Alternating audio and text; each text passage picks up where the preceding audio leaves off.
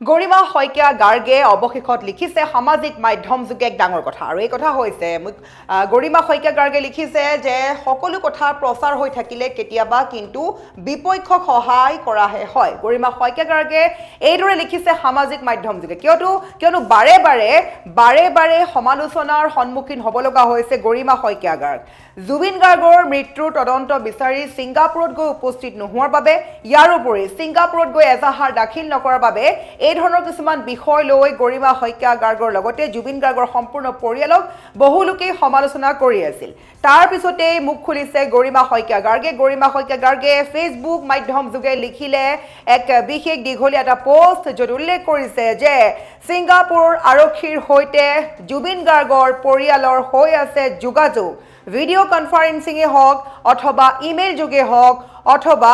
মেছেজৰ যোগে হওক সকলো তথ্য বা সকলো ভাষ্য প্ৰেৰণ কৰি থকা হৈছে জুবিনৰ পৰিয়ালৰ তৰফৰ পৰা গতিকে অসমবাসীয়ে ভুল ভাবি আছে সম্পূৰ্ণ প্ৰক্ৰিয়াত সহায় কৰিছে গৰিমা শইকীয়া গাৰ্গে এই কথা স্পষ্টীকৰণ দিছে গৰিমা শইকীয়া গাৰ্গে লগতে গৰিমা শইকীয়া গাৰ্গে কৰিলে এই ডাঙৰ মন্তব্য যে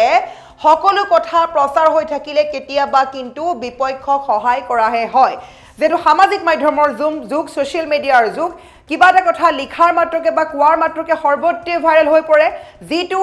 এটা সময়ত গৈ হয়তো বিপক্ষক যিটো পাৰ্টি থাকিব বা যিটো আচলতে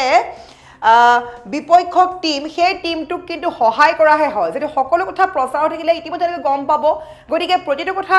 জানিবলৈ দিয়াটো আচলতে জৰুৰী নহয় এই সন্দৰ্ভতেই এক বিশেষ পোষ্ট কৰিছে গৰিমা শইকীয়া গাৰ্গে গতিকে বহু লোকেই সমালোচনা কৰি থকা এই প্ৰসংগত গৰিমা শইকীয়া গাৰ্গে খুলিলে মুখ আমি সবিশেষ খবৰ লৈ আছো দৰ্শকসকলৰ বাবে গৰিমা শইকীয়া গাৰ্গে অৱশেষত খুলিছে মুখ যেটো বাৰে সমালোচনাৰ পাত্ৰী হৈ আছিল গৰিমা শইকীয়া গাৰ্গ এবাৰ গৰিমা শইকীয়া গাৰ্গে লিখিলে যে সকলো কথা প্ৰচাৰ হৈ থাকিলে কেতিয়াবা কিন্তু বিপক্ষক সহায় কৰাহে হয় গৰিমা শইকীয়া গাৰ্গে লিখিছে যে ছিংগাপুৰ পুলিচৰ লগত আৰম্ভণিৰে পৰা আমাৰ যোগাযোগ চলি আছে আৰু আমাৰ পৰা প্ৰয়োজনীয় সকলো তথ্য ভাষ্য জুবিনৰ বিষয়ে জানিবলগীয়া বহুকেইটা কথা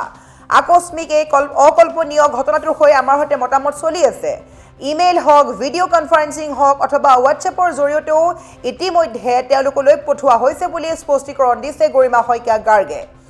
তাৰ ওপৰত তেখেতসকলে কেইবাবাৰো আলোচনাও কৰিছে বুলি কৈছে লগতে আমাৰ অসমৰ তদন্তৰ কথাও জনোৱা হৈছে বুলি কৈছে যে বহু লোকে কৈ আছে যে অসমৰ তদন্তৰ বিষয়ে ছিংগাপুৰ আৰক্ষী কিয় অৱগত কৰা নাই কিন্তু গৰিমা শইকীয়া গাৰ্গে কৈছে যে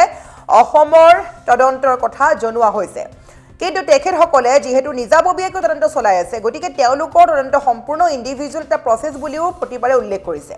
দুখন দেশৰ মাজৰ এটা তদন্ত আৰু ন্যায় প্ৰক্ৰিয়াৰ প্ৰতি সন্মান জনাই আমি মুকলিকৈ অথবা সামাজিক মাধ্যমৰ জৰিয়তে কোনো কথা প্ৰচাৰ কৰি থকা নাছিলোঁ তদন্তকাৰী বিষয়াসকলেও নিবিচাৰে অথবা আমি কোনেও কিছুমান প্ৰয়োজনীয় আইনী নিয়ম উলংঘা কৰি সমগ্ৰ ব্যৱস্থাটোত প্ৰভাৱ পৰাকৈ সকলোবোৰ কথা পাতি থকাটো অনুচিত সকলো কথা প্ৰচাৰ হৈ থাকিলে কেতিয়াবা কিন্তু বিপক্ষক সহায় কৰাহে হয় গতিকে সকলো গুণী জ্ঞানী ৰাইজে ন্যায় আৰু তদন্ত যাতে দুইখন দেশতে নিকপকীয়াকৈ হওক আৰু আমাৰ লক্ষ্য অপশক্তিৰ দমন যুঁজত অসুৰ হত্যা নিশ্চিত হওক সেই দিশত সন্মিলিত হৈ ইজনে সিজনৰ হাতে হাত ধৰি সহায় সহযোগিতাৰে আগবঢ়াৰ এক পৰিৱেশ সৃষ্টি কৰক বিশ্বাস আৰু প্ৰাৰ্থনাৰ লগতে সন্তুলিত আৰু সুস্থিৰ চিন্তাহে সঠিক বাট গঢ়িব পাৰিব বুলি লিখিছে গৰিমা শইকীয়া গাৰ্গে গতিকে গৰিমা শইকীয়া গাৰ্গক বিভিন্ন সময়ত বহু লোকেই সমালোচনা কৰি থকা হৈছে বহু লোকেই কৈছে যে গৰিমা শইকীয়া গাৰ্গ কিয় গৈ উপস্থিত হোৱা নাই ছিংগাপুৰত গৰিমা শইকীয়া গাৰ্গৰ পৰিয়ালে কিয় ছিংগাপুৰ আৰক্ষীক অৱগত কৰা নাই যে অসম আৰক্ষীয়ে কৈছে এয়া হত্যাকাণ্ড বুলি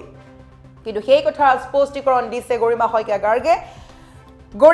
গাৰ্গে লিখিছে যে প্ৰথমৰ পৰাই ছিংগাপুৰ আৰক্ষীৰ লগত আমাৰ কথা বতৰা চলি আছে সকলো ভাষ্য দিয়া হৈছে ভিডিঅ' অডিঅ' বা কিবা দৰকাৰ হ'লে তথ্য আমি প্ৰেৰণ কৰি থকা হৈছে সেয়া ইমেইল যোগে হওক বা ভিডিঅ' কনফাৰেন্সিং যোগে হওক অথবা